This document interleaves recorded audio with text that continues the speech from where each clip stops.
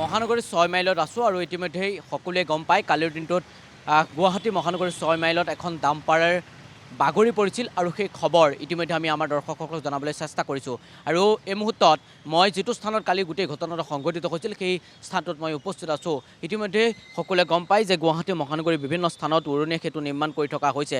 উৰণীয়া সেতু নিৰ্মাণ কৰি থকাৰ ফলতেই যথেষ্ট সমস্যা হৈছে সাধাৰণ লোকসকলৰ। এই মুহূৰ্তত মোৰ লগত ৰাকেশ বৈশ্য আছে। ৰাকেশ বৈশ্যই আমাৰ দৰ্শকসকলক পোনপটীয়াভাৱে এইসমূহ দৃশ্যাংশ দেখাব। এইখন ৬ মাইলৰ উৰণীয়া সেতু আৰু সেই উৰণীয়া সেতু নিৰ্মাণৰ ফলতেই এইদৰেই প্ৰকাণ্ড গাঁত খান্দি পেলোৱা হৈছে।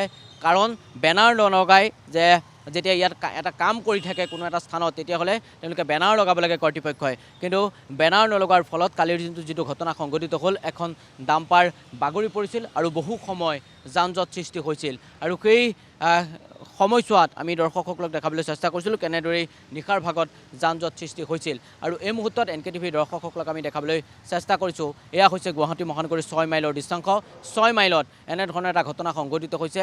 অকল 6 মাইলেই নহয়, গুৱাহাটী মহানগৰীৰ বিভিন্ন স্থানত প্ৰকাণ্ড গাঁত খান্দি পেলোৱা হৈছে। গাঁত খান্দি পেলোৱাৰ ফলতেই ভয়ংকৰ দুৰ্ঘটনা সংঘটিত হয়। কেতিয়াবা যদি ডাম্পাৰৰ দৌৰাত্মক, কেতিয়াবা আকৌ গুৱাহাটী মহানগৰীত পথসমূহ খান্দি পেলোৱাৰ ফলতেই এনেধৰণৰ ঘটনা সংঘটিত হয়। অকণমান যদি কেমেৰাটো জুম কৰে তেনেহ'লে আপোনালোকে দেখিব যে এনেদৰেই গুৱাহাটী মহানগৰীখন খান্দি পেলোৱা হৈছে, বিভিন্ন স্থানত খান্দি পেলোৱা হৈছে।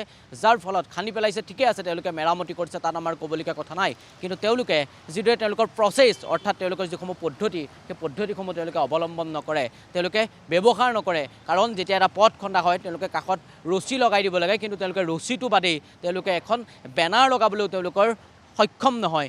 যাৰ ফলত গুৱাহাটী মহানগৰীত এনেসমূহ ঘটনা নিতৌ সংঘটিত হয়। আৰু কালিৰ দিনটোতো এনেধৰণৰ এটা ঘটনা সংঘটিত হৈছে। কালি নিশাৰ ভাগত এখন ডাম্পাৰ বাগৰি গৈছিল। ৰাকেশ বৈশ্য আছে, ৰাকেশ বৈশ্যই দৰ্শকসকলক দেখাব। আৰু ইতিমধ্যে কৈছোঁ আজি পুৱাৰ ভাগতো কেইবাটাও দুৰ্ঘটনা সংঘটিত হৈছে ৬ মাইলত।